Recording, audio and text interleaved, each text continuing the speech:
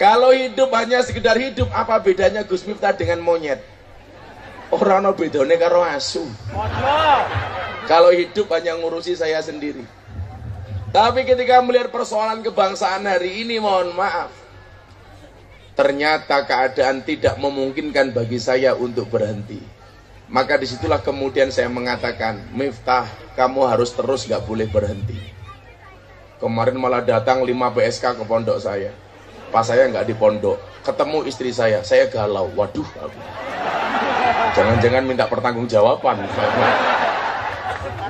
Ternyata ketika PSK ini datang ke pondok, dia bilang apa? Bunda, Abah tidak adil. Kenapa Mbak? Pengajian di luar terus, nggak pernah ngurusi kami para PSK.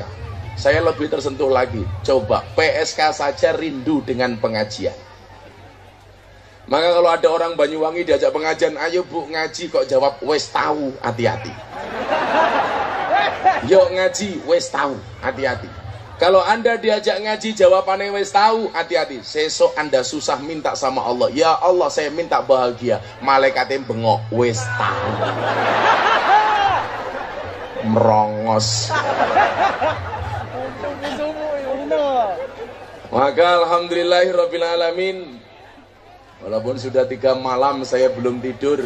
Saya nanti mau minta rekomendasi Pak Anas. Saya mau cari dokter spesialis mata, karena saya kurang tidur, mata saya merah.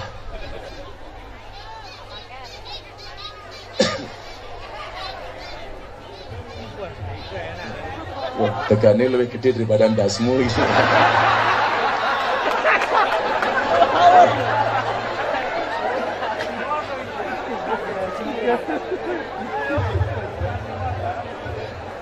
Maka terima kasih Bapak Ibu, berpanas-panas hari ini kita hadir di tempat ini dalam acara Dzikir Kebangsaan. Maka tausiah akan saya sampaikan secara seksama dan dalam tempo yang sesingkat-singkatnya. Aku tak takon lah pengajian mau suguh panganan ini, manganku kepiye. Ya lucu. Lah malah dibuka, kira goblok banget ya mungkin. Lah ya aku mambu irung kula ora fokus. Oh lah pokok.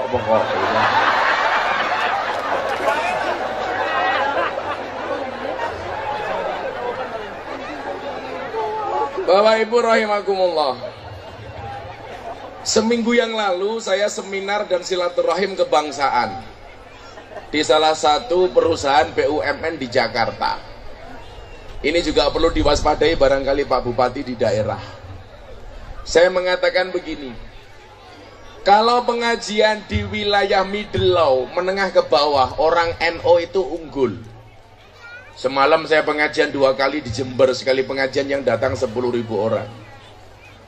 Kalau wilayah menengah ke bawah kita itu menang. Jamaah Ahlussunnah wal Jamaah An-Nahdiyah itu luar biasa. Luar biasa banyaknya. Tetapi mohon maaf, di wilayah middle high, menengah ke atas, di kantor-kantor BUMN, istri-istri pejabat, istri-istri polisi, istri-istri tentara, dikuasai oleh kelompok-kelompok ini.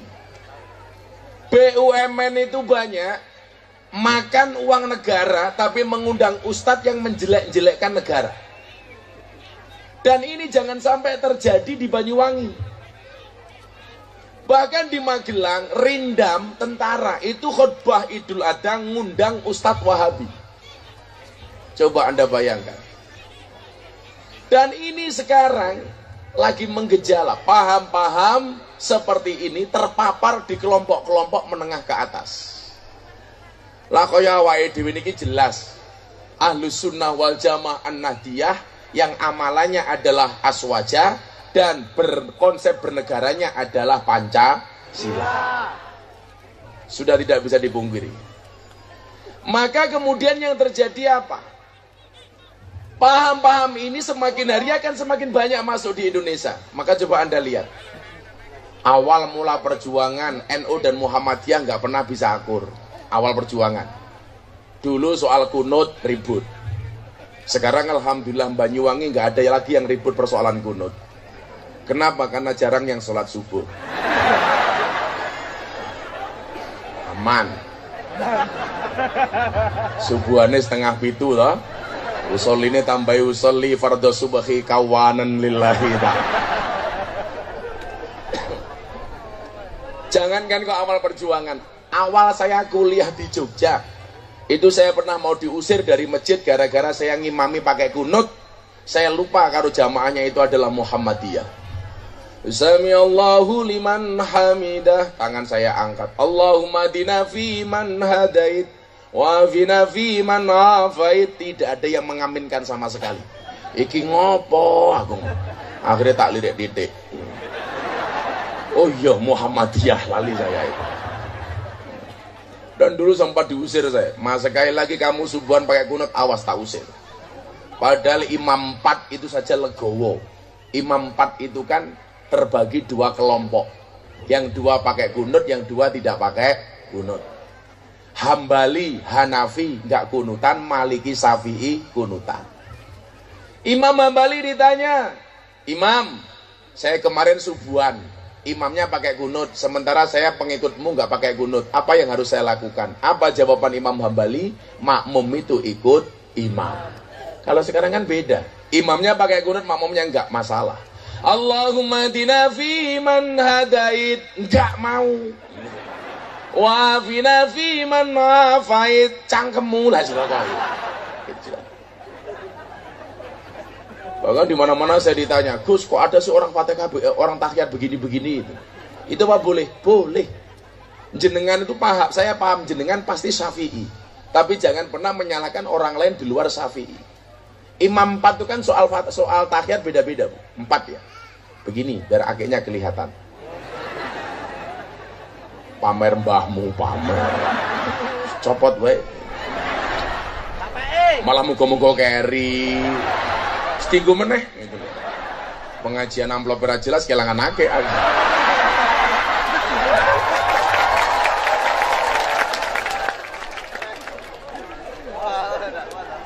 Kayane Banyuwangi sugih-sugih. Sugih janger. Sugih gandrung. Saya itu kalau Banyuwangi nggak asing karena saya punya bude di Celuring. Saya dulu zaman mondok itu sering main ke Alas Purwo. Kalau dulu Alas Purwo itu wingit, sekarang sudah nggak lagi, sudah tempat wisata kok. Saya dulu masuk sampai Gua Garbo, itu masuk saya. Gua Garbo, Gua Istana. Anjenengan malah rong tau melebu. Saya jalan dulu dari jalan raya sampai ke Alas Purwo. Jalan Dua Istana, Gua Garbo, yang ada di sana semuanya saya masuk. Saya masuk. Jadi dengan Banyuwangi saya nggak asing. Jadi kalau kita pakai Syafi'i, jangan menyalahkan yang lain. Imam 4 kan beda-beda. Syafi'i, asyhadu alla ilaha illallah. Sampai selesai fil alamina innaka hamidum majid. Baru plek gitu. Kalau Hanafi beda lagi. Asyhadu alla ilaha illallah. La isbat, la nafi, Allah isbat. Asyhadu alla ilaha illallah. Wes enggak ngadeg lagi. Kalau Hambali, setiap ketemu kalimat Allah tangannya bergerak. At-tahiyatul mubarakatuh salawatu thayyibatulillah. Assalamualaikum ayyuhan nabi wa rahmatullah. Assalamualaikum wa ibadillah. Asyhadu an la ilaha illallah dan Muhammadur Rasulullah. Allah, Allah, Allah. Kalau Maliki beda lagi. Dari awal sampai akhir bergerak enggak berhenti. At-tahiyatul mubarakatuh salawatu thayyibatulillah. Tapi ingat yang bergerak cuman telunjuknya enggak pakai kepala gitu. Gus Miftah pakai mana? Saya Syafi'i. Rata-rata orang NU asyhadu alla ilaha illallah. Pakai Hanafi begini boleh? Boleh. Hambali begini-begini boleh? Boleh. Maliki begini-begini boleh. Ya nggak boleh begini-begini. Ya, ini nggak boleh.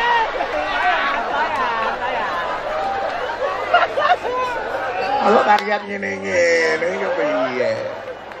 Tarian opo?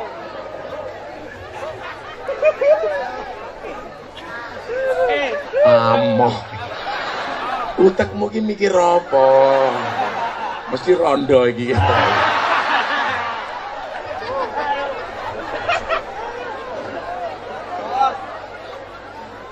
Rame persoalan tahlil. Ini memang by design gitu loh. Jangan dianggap ini murni apa? Natural, alamiah. Ini by skenario. Termasuk hari ini muncul orang-orang itu nggak ada yang alami. Makanya ketika Mas Deddy Corbuzier masuk Islam, melalui Gus Miftah dituduh oleh Ustadz Nur Sugiharja katanya by design. Desain dari mana? Katanya yang merintahkan PBNU. Saya itu kenal dengan Mas Dedi baru 8 bulan sebelum masuk Islam. Gara-gara saya diundang acara beliau, acara kopi susu. Ya hitam putih lah ya kopi susu toh.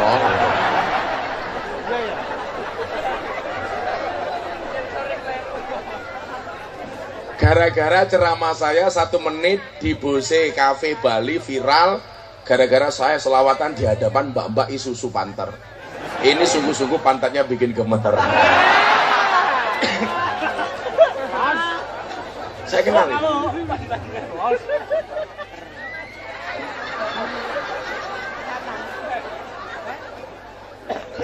Gara-gara 8 bulan saya kenal dengan beliau, setiap hari collab YouTubean dan selalu trending di YouTube. Akhirnya apa? Mas Dedi itu masuk Islam bukan karena konsep Islam yang saya tawarkan, tetapi pandangan NU terhadap bangsa dan negara yang akhirnya kemudian membuat dia tertarik masuk Islam. Ini gila menungso super pinter. Mas Dedi itu S3, PhD, filosofi doktor. Sampai cerdasnya dia, rambut pun tidak berani tumbuh di kepalanya. Maka pertanyaannya super sulit. Saya lanjutkan dulu. Begitu dengan Muhammadiyah sudah mulai akur. NU Muhammadiyah di mana-mana jalan bareng. Banyak lagi aliran-aliran baru yang datang. MTA. Begitu datang menghina NU, menghina amaliyah NU, menghina tahlilan dan lain sebagainya. Saya mau pesan sama teman-teman, terutama sahabat Ansor Banser. Aku ini susah ngene loh sekarang. Betapa cinta saya sama Ansor dan Banser. Postingan saya terakhir di Instagram itu saya bilang apa? Gara-gara ada orang mention kenapa Banser tidak dikirim ke Papua. Waktu itu saya jawab, landasan hukumnya apa? Banser itu bukan tentara, Banser itu bukan polisi. Kalau mau dikirim ke Papua pakai payung hukum apa? Nggak ada payung hukumnya. Karena kita bukan tentara, kita bukan polisi. Ikilah mau pasukan ikhlas. Bagaimana tidak, pengajian datang pertama pulang terakhir, panitia nggak pengertian, bocah rolas rokoknya sak bungkus. Saler. Maka kata Abah Lutfi, Banser itu pasti masuk surga. Kok ada Banser nggak masuk surga itu ada sebabnya. Pas kiai pengajian Bansernya nguyuh ra cewek. Lah itu persoalan.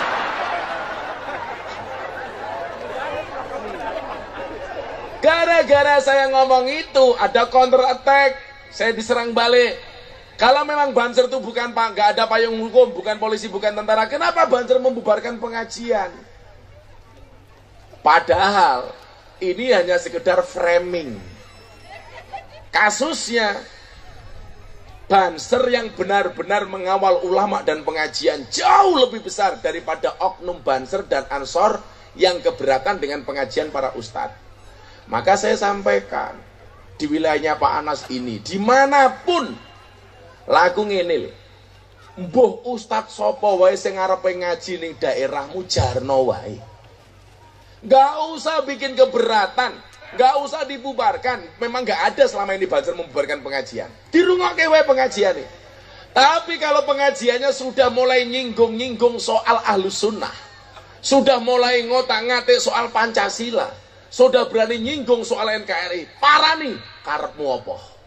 Kuwi baru gagah ngono kuwi tak kandhani. Nggih mboten Pak Bupati. Iya. Kowe wani ngotak-ngatik Pancasila, Banser garda terdepan. Kalau kemudian ada kasus kayak di Tegal, kebetulan sehari setelah pengajian itu nggak jadi dilaksanakan, saya ngaji di Tegal. Dan nggak ada pembubaran dari Banser.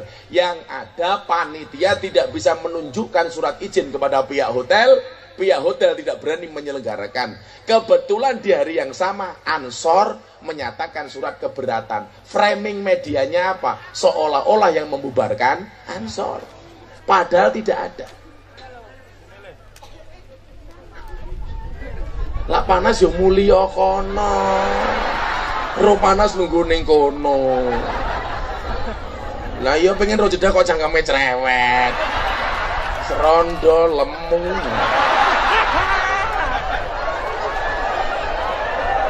loro. Bojomu loro. Iki wedok model ngendi meneh? Maka terima kasih atas hadirnya. Tapi malah ranggo kloso, masya Allah. Gak apa-apa ya, gak pakai tikering, insya Allah pulang little body. Apa itu little body? Siliti gatel kelebon wedi.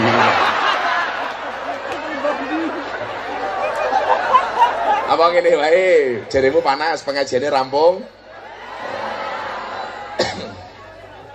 Sampai sore gak apa-apa. Mila cangkeme meneng.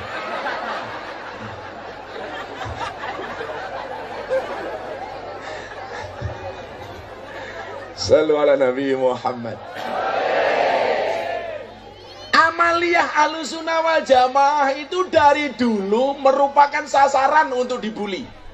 Soal tahlilan, soal ziarah kubur. Dibully. Apa tahlilan ora ana dasare, wong mati kok diparani ora ngerti. Aku ora tau ngaji kok. Saya tadi ditanya, apa Gus Miftah bisa membuktikan doanya orang hidup diterima sama yang mati? Bisa. Saya kirim surat kepada yang terhormat saudara sebelah Cili, Ridho. Alamat Genteng, Banyuwangi, Jawa Timur. Sing rupane kaya Kipli. Pengirim surat Gus Miftah dengan alamat Pondok Pesantren Nur Haji Tundan Purwomartani, Kalasan, Sleman, Yogyakarta. Surat saya dititipke Pak Pos. Pak Pos tolong suratnya diantar ke Ridho. Mangkat nih Banyuwangi.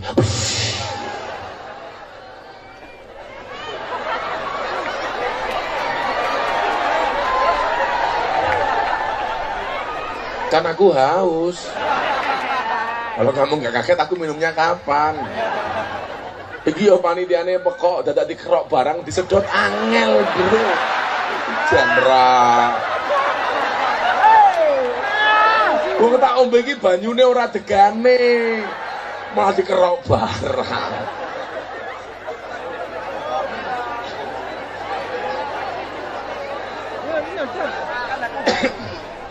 Ngerti iki ene watuk tisu ora ono.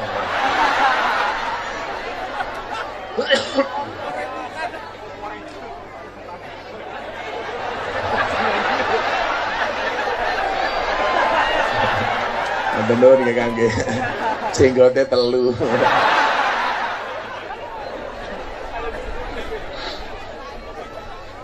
Begitu nyampe Banyuwangi, maka kemungkinan yang terjadi dengan surat saya dua hal. Kalau surat saya diterima oleh Ridho, maka surat saya tidak balik. Tapi kalau surat saya balik, berarti surat saya tidak diterima oleh Ridho. Saya kita takon, selama ini Anda kirim surat Fatihah kepada yang mati, balik apa enggak? Balik apa enggak? Kalau nggak balik berarti diterima. Orang percaya mau darah. Tampak kok itu.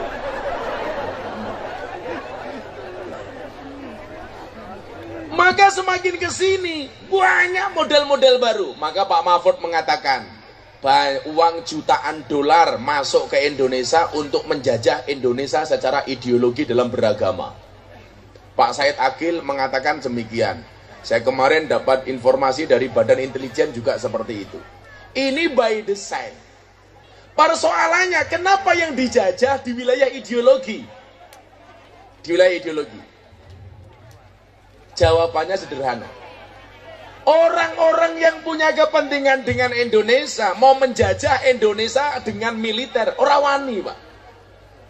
Karena mereka ingat 350 tahun Indonesia dengan modal bambu runcing dijajah karo Londo, Jepang dan sekutunya, kita bisa menang. Apalagi sekarang alutsista bangsa Indonesia sudah bagus. Karena yang ditakuti apa? Yang ditakuti adalah kaum santri, kaum-kaum pondok pesantren yang mempunyai semangat kebangsaan yang luar biasa.